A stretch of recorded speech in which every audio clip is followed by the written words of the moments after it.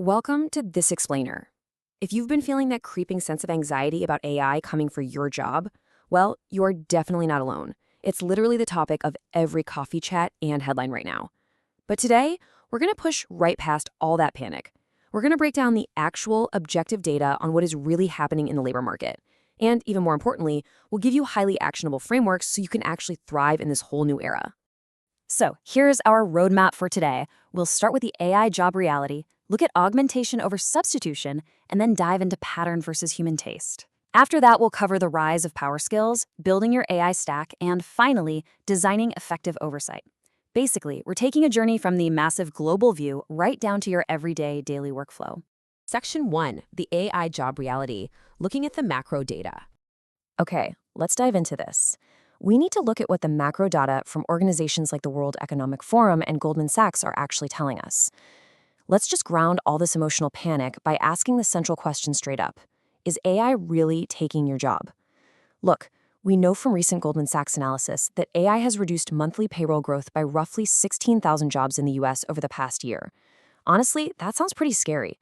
But to understand the whole picture, we really have to look ahead.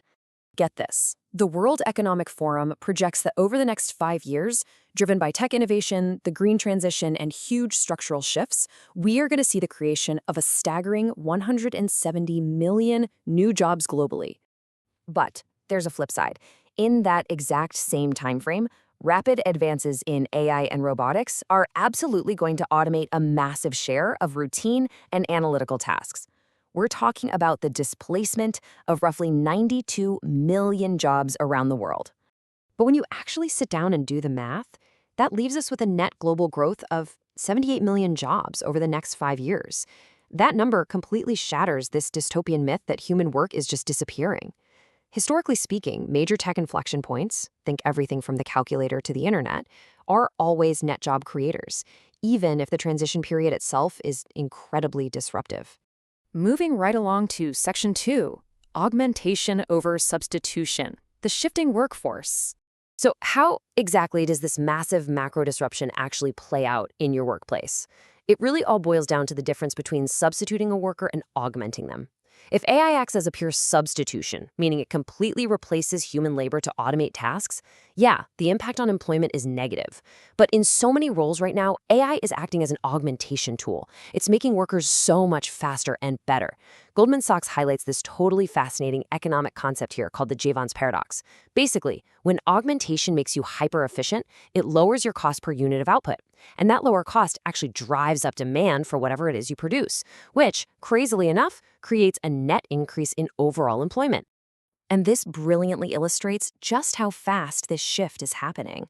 By 2025, technology is going to handle about 52% of workflow tasks.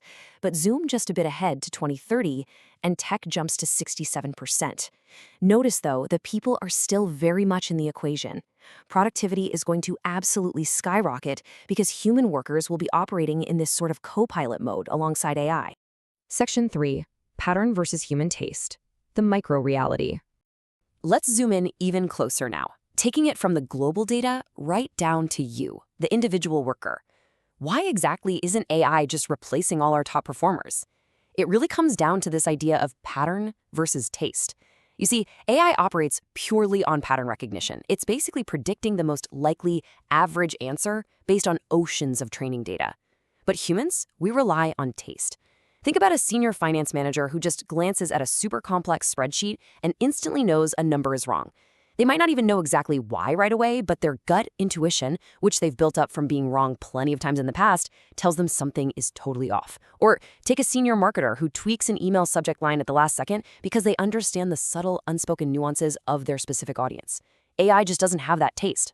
And this brings us to a frankly fascinating reality check. Research actually shows that when AI was tested against doctors, it perfectly matched the average physicians, but it actually performed 15.8% worse than the true expert physicians. In a completely different study with senior software developers, using AI actually made them 19% slower at fixing real complex bugs. And honestly, the wildest part was that the developers actually thought the AI was speeding them up. The massive takeaway here is that AI is amazing at average work, but it literally gets worse the more of an expert you are. Which leads us to Section 4, the rise of power skills, redefining human value.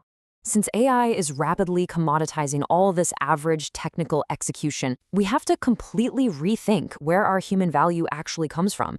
We have to pivot and focus on cultivating specific, durable skills. Look, for decades, technical skills were the absolute engine of progress. But today, a specific coding language you spend months learning might be completely obsolete in 3 years. Technical skills are highly perishable now. Soft skills, on the other hand, are being rebranded as power skills or durable skills. Why? Because they compound over time. In a world where AI can just instantly spit out the output, like a data report or a draft, you need a human to actually drive the outcome. You need someone to interpret those results and navigate all the messy complexities of the real world. So the crucial point is that if you want to thrive alongside automation, you absolutely must develop this essential human triad. First, cognitive agility, that's your head, to adapt on the fly and think critically. Second, interpersonal resonance, your heart, to communicate strategic implications and actually lead teams of people. And third, self-leadership, your gut, to manage your own mindset through all this constant, dizzying technological disruption. These are exactly the skills AI simply cannot replicate. Next up, Section 5, Building Your AI Stack, Beyond the General Chatbot. Now that we know exactly which human skills to double down on, we've got to pair them with the right tools. If you're still just using a general, out-of-the-box chatbot for literally everything, you are definitely falling behind. The future belongs to specialized AI tools that you use in a specific sequence. General AI often suffers from this psycho-fancy problem. It just kind of nods along and agrees with your assumptions instead of actually challenging you. Instead, you need a structured stack. Try starting with Perplexity to research real-time, well-sourced market data. Then feed all of that into SwapPal for some structured, enforced strategic frameworks. Take that deep analysis over to Claude and ask it to actively play devil's advocate to expose your blind spots. And finally, use a workspace AI like Notion to document everything and execute the plan.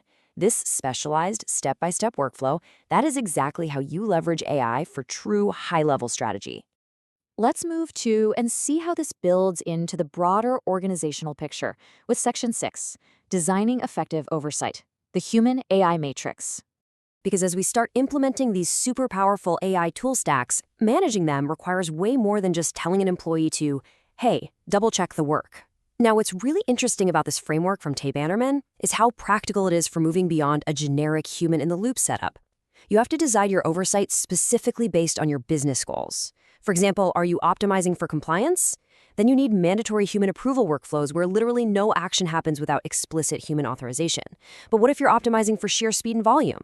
Well then, you let the AI run autonomously, but you install rigorous circuit breaker protocols so humans can immediately halt the system if any crazy anomalies pop up. It's all about highly intentional system design. And this really brings us full circle, right back to that macro reality we started with.